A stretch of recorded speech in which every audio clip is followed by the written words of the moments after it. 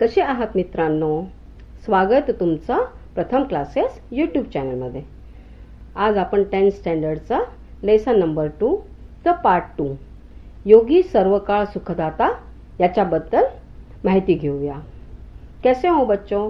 स्वागत है आपका प्रथम क्लासेस यूट्यूब चैनल में. आज हम 10th स्टैंडर्ड का लेसन नंबर 2 का पार्ट 2 योगी सर्वकाळ सुखदाता इसकी बात करेंगे.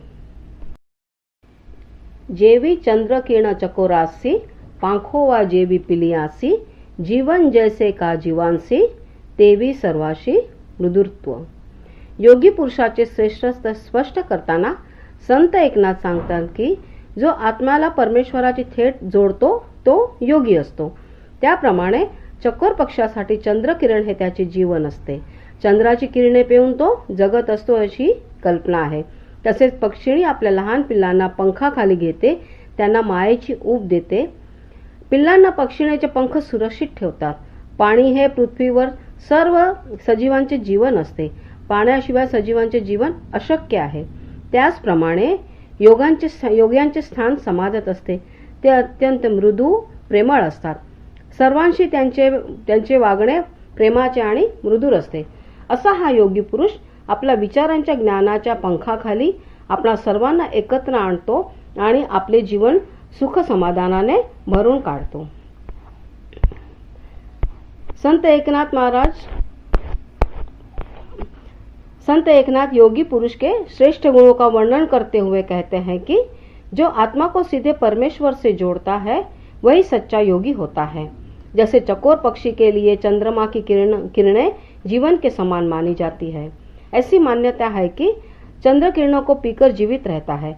उसी प्रकार पक्षी अपने छोटे बच्चों को पंखों के नीचे लेकर उन्हें प्रेम और सुरक्षा देता है.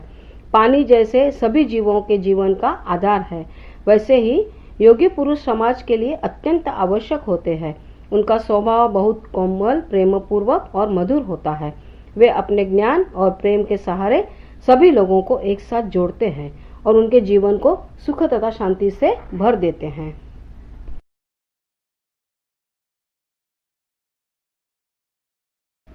जळ वरी वरी क्षाणी मळ योगिया सभाय करी निर्मळ उदक सुखी करी एक वेळ योगी सर्व काळ सुखदाता.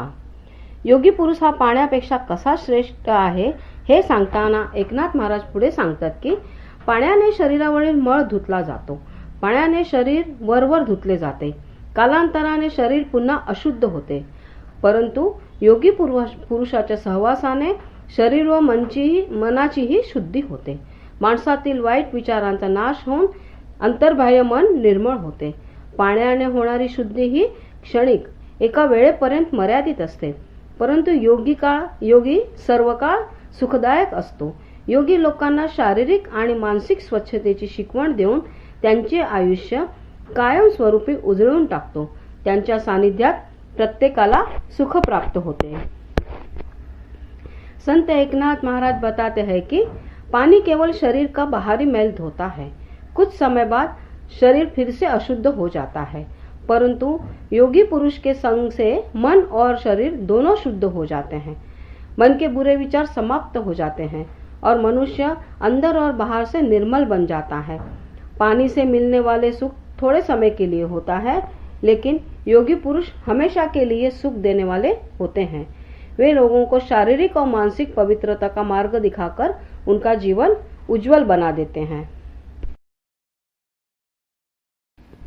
उदकाचे सुखते कीती सर्वोच्च क्षणे तृषिते होती योगी या दे स्वानंद तृप्ती सुखाशी विकृती में नाही. संत एकनाथ महाराज पुढे सांगतात की पाण्याने मिळणारे सुख हे क्षणिक व मर्यादित आहे. खूप तहानलेल्या माणसाला पाणी प्यायल्याने क्षणभर लगेच समाधान मिळते, पण पुन्हा काही वेळाने तहान लागते.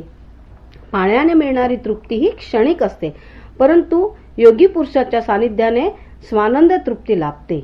मनाला एक कायम स्वरूपी सुख समाधान मिळते, जे सुख कमी होत नाही किंवा संपत्ती नाही असे सुख माणसाला प्राप्त होते.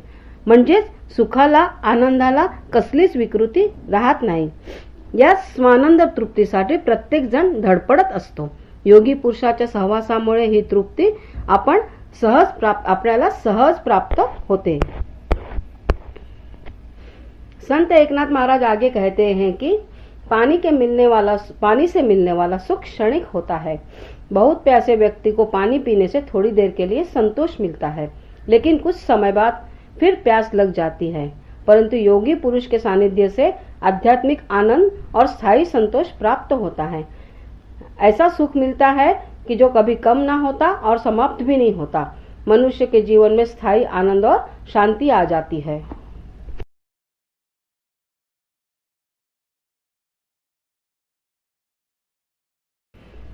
उदकाची जे मधुरता ते रसनेची तत्वता, योगी यांचे गोडपणा पाहता होय निविविता सर्वेंद्रिया। पाण्यापेक्षाही योगी पुरुषांचे श्रेष्ठत्व स्पष्ट करताना एकनाथ महाराज म्हणतात की पाण्याचा गोडावा केवळ जिभेलाच कळतो, तो जिभेपुरताच मर्यादित असतो, परंतु योगाच्या सहवासाने लाभलेले माधुर्य मनुष्याला सर्व इंद्रियांना संतुष्ट करतो। मनातील कटुता नष्ट होऊन मनाला एक आंतरिक समाधान लाभते, ते चिरकाळ टिकणारे असते। संत एकनाथ महाराज कहते हैं कि पानी की मिठास केवल जीभ तक सीमित होती है, लेकिन योगी पुरुष के संग का मधुर अनुभव मनुष्य की सभी इंद्रियों को संतुष्ट कर देता है। मन की कटुता दूर हो जाती है और हृदय को आंतरिक शांति तथा स्थायी संतोष प्राप्त होता है।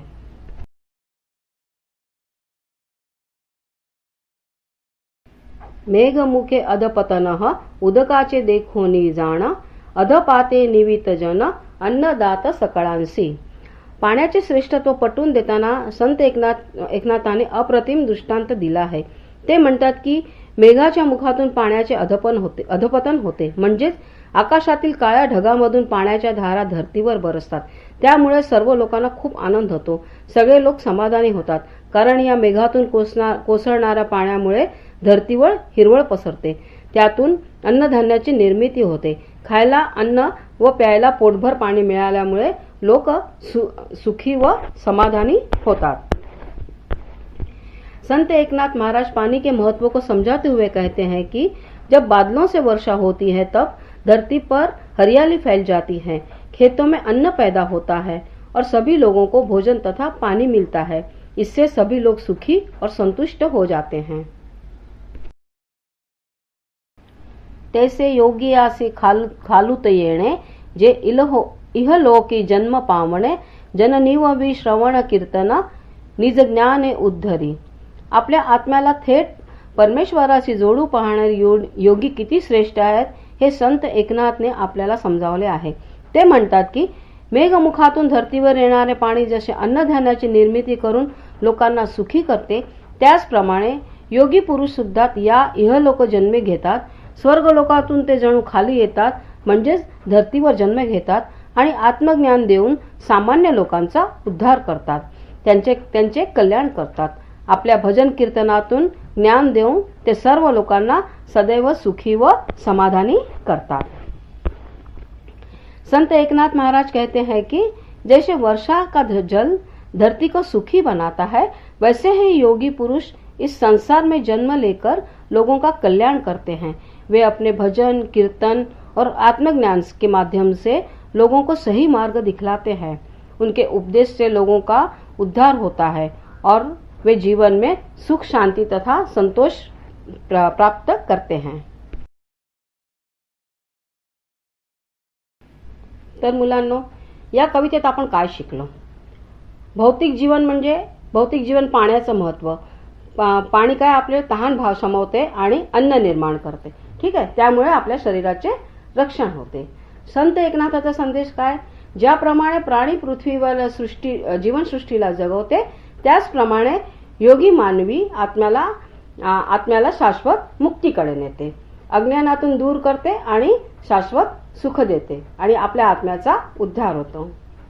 इस कविता का सारांश क्या है कि जैसे भौतिक जीवन में पानी अपने को प्यास बुझाती है और अपने को अन्न ध्यान देते, उसी तरह योगी पुरुष अपने मन को मुक्ति के मार्ग में ले जाते हैं, अपना अज्ञान दूर करते हैं और अपने को शाश्वत सुख देते हैं और अपने आत्मा का उद्धार करते हैं। तर सांगा मुलांनो, कसा वाटला आजचा व्हिडिओ? तुम्हाला जर आजचा व्हिडिओ आवडला असेल तर प्रथम क्लासेस यूट्यूब चॅनलला लाईक करा, सबस्क्राईब करा आणि शेअर करायला विसरू नका.